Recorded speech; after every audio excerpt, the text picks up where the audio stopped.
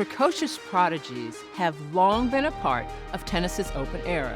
Teenagers who jump out from the pack to contend for Grand Slam singles titles and make a major splash that stretches far beyond the lines of the court.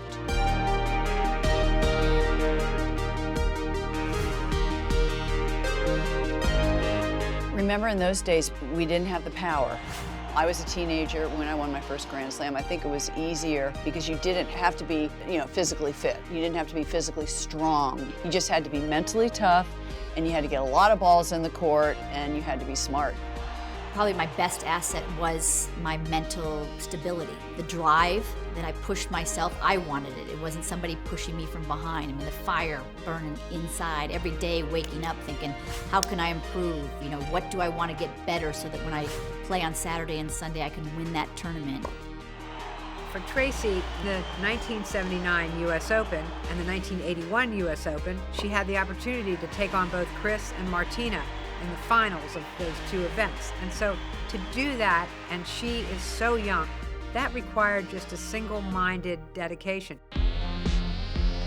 Then came the 90s, with such promising teenagers as Jennifer Capriati, Monica Seles, Martina Hingis, Venus Williams, Serena Williams. It took a while for Capriati to win her majors, but she was the talk of the town at that age. And it seemed almost normal to have a 14-year-old succeeding at the highest level at that point because there had been so many prodigies. And I think the game shifted and became a lot more professional, became a lot deeper. Players were able to play a lot longer and have more support around them and be able to sustain their careers a lot longer. In my time, we didn't have little girl tournaments. I played against housewives sometimes, much older, and there were not that many little girls running around on tennis courts. But I think the biggest thing was the belief to win big events, to win Grand Slams, and to be number one in the world. And in the 21st century, we've witnessed the breakout Grand Slam title runs of Maria Sharapova, Svetlana Kuznetsova, Bianca Andreescu, Iga Swiatek, Emma Raducanu, and Coco Gauff. It's not inconceivable to me that Swiatek is going to be one of those people we'll talk about decades from now, because I think she's very disciplined, hardworking. I expect to see her in the Hall of Fame someday. When Emma Raducanu and Leylah Fernandez played in the U.S. Open final, it was open season.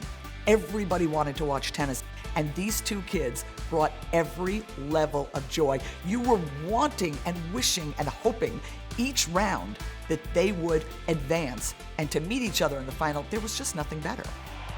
With improvements making it possible for players to have longer careers, it's tempting to think that it's far less likely for teenage champions to emerge. Perhaps, but then a great player emerges and makes her mark. For Tennis Channel, I'm Leslie Allen.